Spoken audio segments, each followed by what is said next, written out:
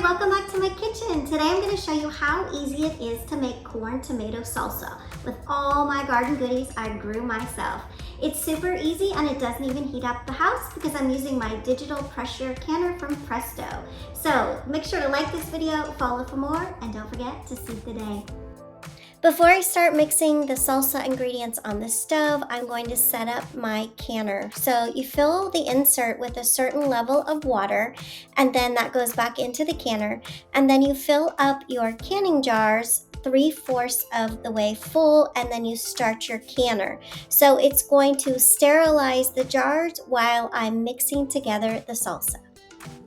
I combine all my salsa ingredients together in a pot on the stove, and I'm going to bring it up to a boil, and then I'm going to turn it down to simmer and have it simmer until the time my jars are sterilized, which is about 10 minutes.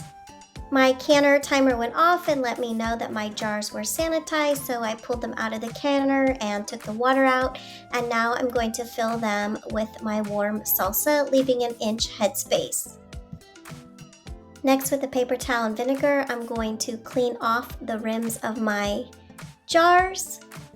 Next, I put my sterilized lids fingertip tight on top, and then back into the canner they go. Once they've finished in the canner, I'll take them out to cool. I'll remove the outer rings, and they're good for the pantry.